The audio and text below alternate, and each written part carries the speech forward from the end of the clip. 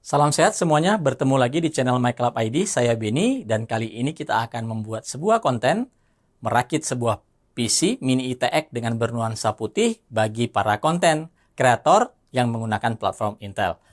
Tonton video ini dari awal sampai selesai.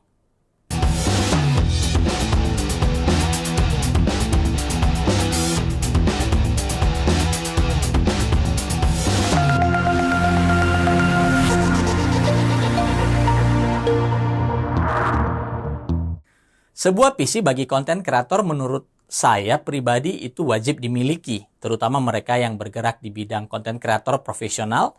PC itu ada di pre-production dan juga post-production, meskipun nanti pada prakteknya banyak juga menggunakan laptop untuk mobilitas yang jauh lebih fleksibel. Namun sebuah PC tentunya memegang peranan penting bagi para konten kreator ini. Itu sebabnya kami di video kali ini membuat sebuah materi bagaimana membangun sebuah PC mini ITX berbasis Intel Core generasi ke-11 dengan format mini ITX yang ringkas tetapi tetap powerful. Mari kita mulai, kita perkenalkan dulu komponen-komponen yang kami gunakan di build kali ini. Untuk prosesor di PC build mini ITX bernuansa warna putih atau white mini ITX PC kali ini kami menggunakan prosesor terbaru dari Intel yang masih hot, yaitu Intel Core i9 11900K yang memiliki IGP di dalam prosesornya. Prosesor ini memiliki 8 core, 16 thread, dan sudah mengadopsi beberapa teknologi terbaru dari Intel. Untuk motherboardnya sendiri, karena ini mini ITX, kami memilih satu-satunya motherboard yang bernuansa content creator yang diproduksi oleh Gigabyte, yaitu dari Gigabyte Z590i Vision D. Motherboard ini memiliki semua konektivitas yang dibutuhkan oleh seorang content creator profesional, termasuk itu Thunderbolt 4, kemudian slot ekspansi meskipun ada dalam bentuk mini ITX yang tetap ringkas. Motherboard ini juga memiliki bentuk appearance berwarna putih dan kami sudah pernah mengulas motherboard ini. Bisa dilihat di link yang ada di deskripsi kalau ingin mengetahui fitur lebih detail dari Z590i Vision D ini. Selanjutnya, untuk kartu grafis, ya kartu grafis memang goib-goib, tapi kita nggak ngomong itu saat ini. Jadi pertanyaan mengenai goibnya kartu grafis, maaf, kami tidak akan menjawab di komentar. Ini adalah pelengkap dari mini ITX White yang kita bangun kali ini menggunakan GPU dari NVIDIA GeForce RTX 3060 12GB GDDR6 dari seri Vision dari Gigabyte. Ini juga kartu grafis yang memiliki nuansa putih, meskipun di packaging kemasannya ini masih bernuansa warna hitam, agak sedikit kontras dengan bentuk kemasan dari motherboard yang sudah berwarna putih. Ini rasanya sudah cukup untuk seorang konten kreator mid-high dan masih bisa di-upgrade ketika nanti harga VGA sudah lebih stabil. Boleh pakai yang di atasnya, mau GeForce RTX 3070, 3080 atau bahkan 3090 sekalipun.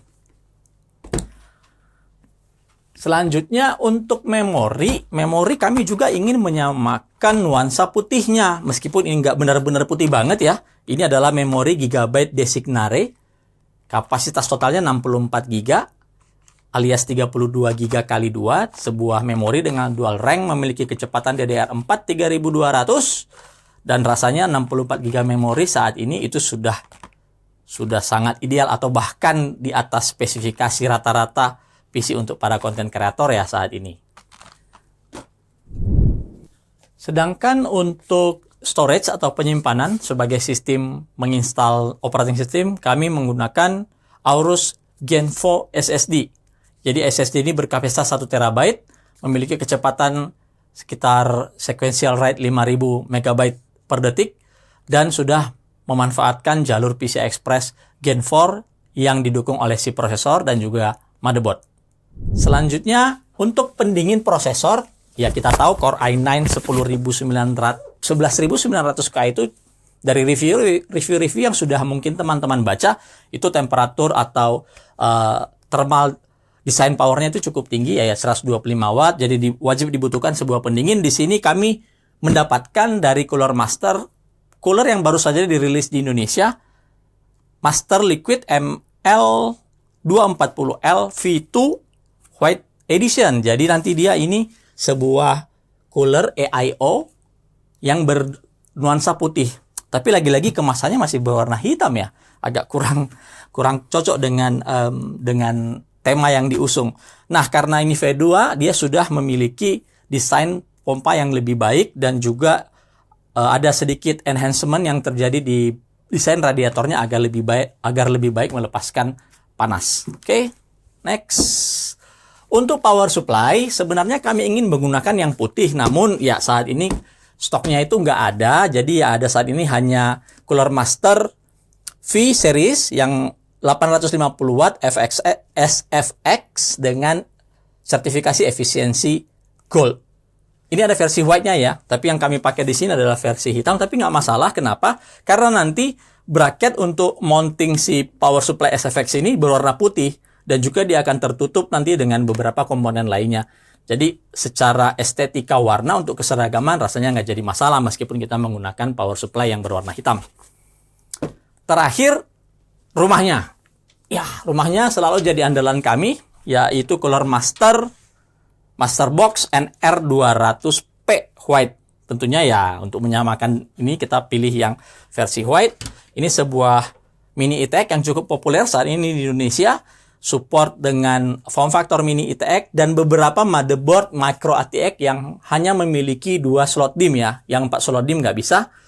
Dan NR200P ini memiliki kelengkapan yang cukup banyak ya, dan kemudian fitur-fitur yang menarik. Kita juga bisa membuat nilai estetikanya bertambah dengan cara menambahkan riser supaya VGA card kita tuh bisa kita buat vertikal. Ya, nanti kita lihat apakah itu memungkinkan atau tidak dengan NR200P ini. Oke, demikian perkenalan kita dengan masing-masing komponen. Mari kita rakit PC kali ini.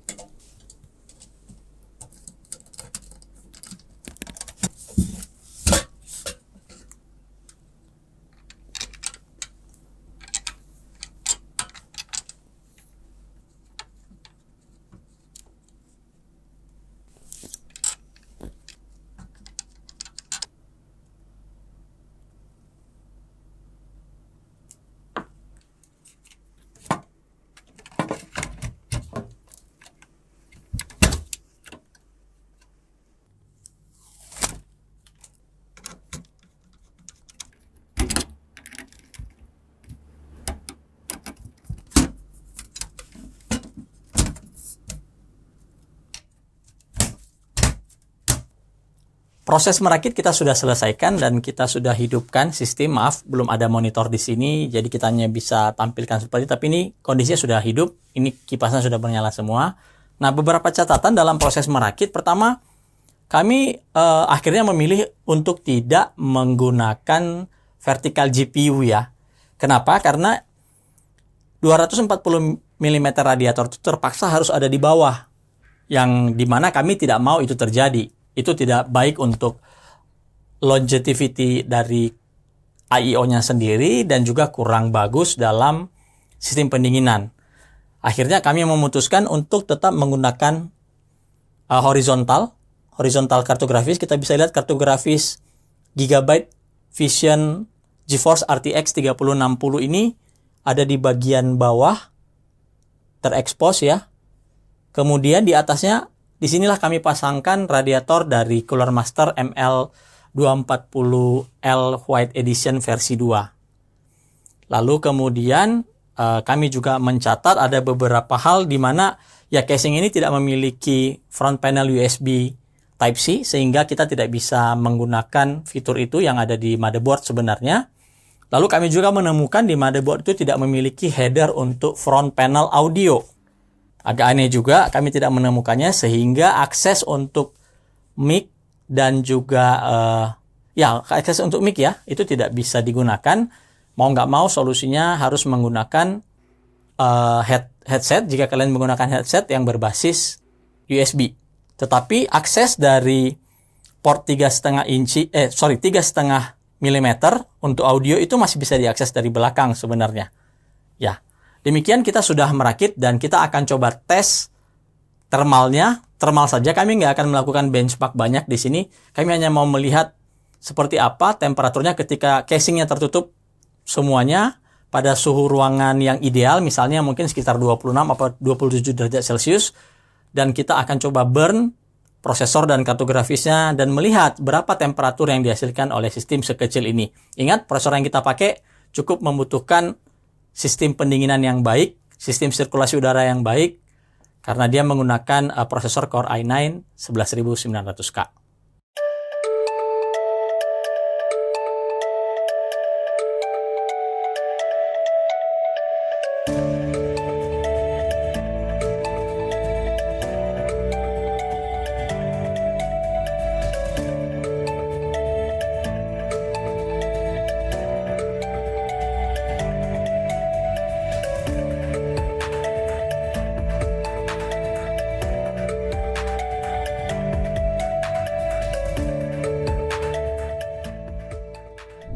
Intel Adaptive Boost Technology secara default disetting pada kondisi auto dan kita uji seperti apa performa saat auto. Seperti ini kondisi auto ketika kita menjalankan Cinebench R23, frekuensi prosesornya manteng di angka 4800 pada semua core.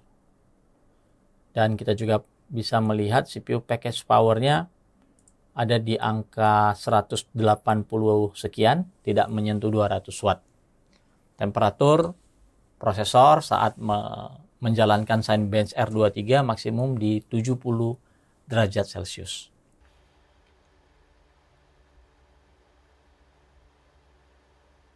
Ya, kita dapatkan angka 15.300-an.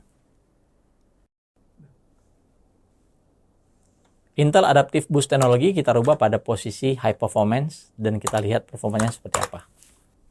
Pada kondisi EBT high performance, kita bisa lihat Alcore pada kondisi idle ini berjalan di atas 5 GB.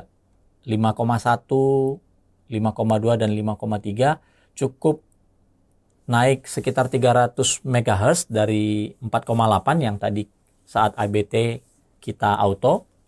Kita coba uji.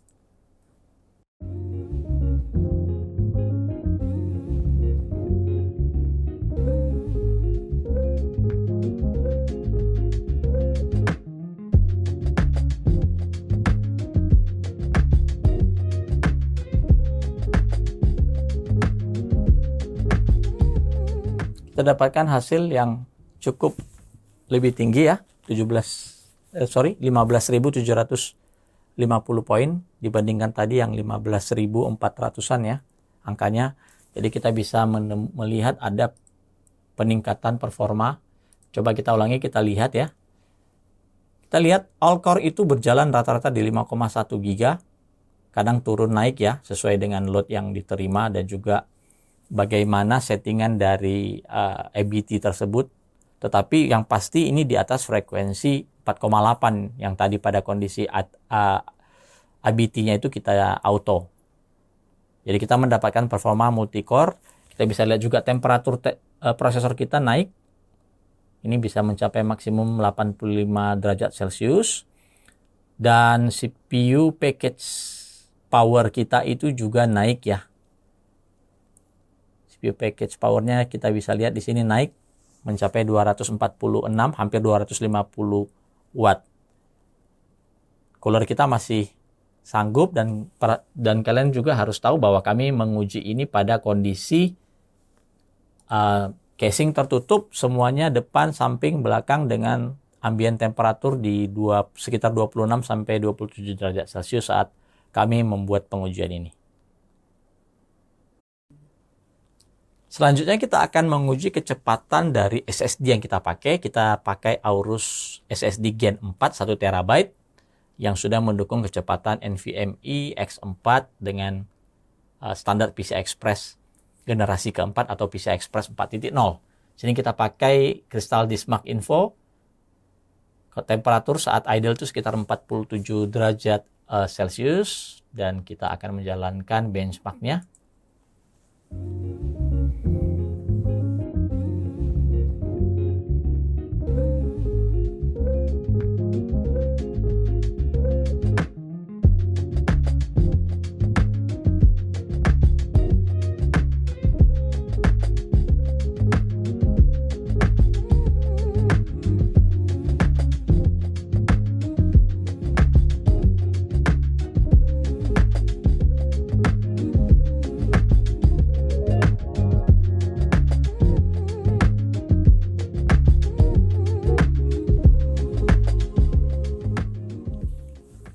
Hasil pengujian Crystal Disk Mark menunjukkan angka sesuai klaim dari spesifikasi si SSD sendiri, yaitu maksimum sequential rate di angka 5000 MB per detik, write-nya di 4200-an ya. Kita lihat temperaturnya, kita jangan pakai temperatur yang ditampilkan oleh Crystal Disk Info. Ini nggak valid, dari tadi dia diem saja di sini. Kita bisa pakai sensor yang ditunjukkan oleh HW Info. Kita lihat tertinggi temperatur saat tadi dilakukan benchmark ada di angka 65 derajat Celcius, masih cukup rendah untuk sebuah SSD yang dipasang dalam sebuah casing kecil, kemudian dibantu pendinginannya sebuah heatsink di atasnya, dan temperatur yang dicapai tertinggi 65, masih cukup oke. Dan idle setelah ini sudah kita lihat tadi tidak lagi bekerja, kita lihat temperatur idle-nya ada di angka 52 derajat Celcius. Untuk menguji kartografis dan juga mengulang thermal untuk CPU-nya, kami menggunakan dua aplikasi, Furmark, GPU Stress Test, kemudian kami juga menggunakan Cinebench R23 untuk CPU-nya, dan kita lihat saat ini kondisi kartografis Gigabyte Vision GeForce RTX 3060 saat distressing menggunakan Furmark menunjukkan angka temperaturnya hanya di sekitar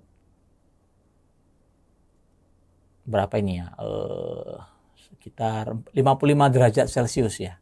Kalau kita bandingkan dengan sensor yang ada di HW Info, kita coba lihat. Ya, sekitar 57 saat ini, saat sedang stressing. Furmark ini ya menunjukkan satu hal yang tidak sehari-hari dipakai. Sengaja kami gunakan untuk melihat seberapa sih thermal maksimum dari kartografis Gigabyte Vision dia ini ketika dipasang pada sebuah casing yang sempit, compact, mini ITX seperti Cooler Master NR200P yang kami pakai, dan kami memasangnya tetap pada posisi horizontal ya, ini nggak vertikal. Ya, sepertinya temperatur untuk Furmark-nya ini masih stabil di angka 50-an, ini sudah menembus 60 derajat saat ini dan masih oke ya. Mengingat kita menutup semuanya casingnya, sisi-sisi casingnya semua kita tutup. Ya, kalau mau lihat detailnya seperti ini. Kita tutup semua kiri kanan. Temperatur sekali lagi temperatur ambient ini ada di angka 26 sampai 27 derajat Celcius saat kami menguji. GPU powernya juga di sini maksimum di 162, rata-rata di angka 120-an watt ya GPU power. Dan kita juga ingin melihat kondisi dari rail dari power supply yang kita pakai. Kita lihat rail 3,3 nya saat load di 3,3, 12 voltnya di 12, lebih sedikit, dan 5 voltnya di 5, jadi sangat stabil sekali. Power supply SFX yang kami gunakan dari Cooler Master di PC Content Creator Mini ITX. Sedangkan untuk konsumsi daya bisa dilihat di bagian bawah dari video ini, itu ada kami gunakan power meter menunjukkan angka hampir ya sekitar di atas 500 watt ya saat kita melakukan stressing menggunakan Furmark plus Cinebench R23. Demikian pengujian singkat kita untuk melihat seperti apa sih ketika sebuah PC, mini PC yang sudah kita rakit ini menjalankan beberapa pengujian secara singkat, tetapi pengujian ini bisa memeras atau memaksa prosesor dan kartu grafis yang ada di dalam casing kecil ini berjalan pada angka maksimum. Di sini juga kita bisa melihat seperti apa simulasi saat seorang konten kreator menggunakan PC sekecil ini, seringkas ini, yang digunakan untuk pekerjaan sehari-hari. Ini semua pengujiannya tidak pada kondisi yang sebenarnya. Ini kondisi yang worst case skenario. Jadi kalau tadi lihat konsumsi dayanya sampai 500-an watt, kemudian kita gunakan Furmark, which is itu kalau di aplikasi yang digunakan oleh para konten kreator itu tidak akan 100% flat ya loadnya. Itu akan sangat fluktuatif. Apalagi kalau pakai game itu juga akan jauh lebih rendah. Namun hal yang kami bisa sampaikan di video kali ini, seorang konten kreator memiliki opsi lagi saat ini untuk membuat sebuah mesin yang menunjang produktivitasnya, sebuah PC yang ringkas, yang bisa menambah nilai estetik juga pada ruang kerja yang tidak begitu luas, namun tetap memiliki performa yang maksimum. Sedangkan dari sisi prosesor yang kami pakai, yaitu Core i9 11900K, ini menurut kami cukup baik untuk konten kreator, hanya perlu diperhatikan sisi thermalnya, membutuhkan pendingin yang ya cukup memadai ya, seperti yang kami pakai di sini, apalagi sekali lagi pada casing yang cukup sempit. Namun secara overall bagi para konten kreator kami sebenarnya lebih merekomendasikan jenis prosesor Intel generasi ke-10 seperti 10900K ataupun 10850K yang memiliki 2 core 4 thread lebih banyak agar lebih produktif dan juga lebih cepat ketika melakukan rendering yang membutuhkan core thread yang lebih banyak. Demikian video kami kali ini. Semoga berguna. Silakan like, subscribe channel MyClub ID, dan sampai bertemu di konten-konten kami selanjutnya.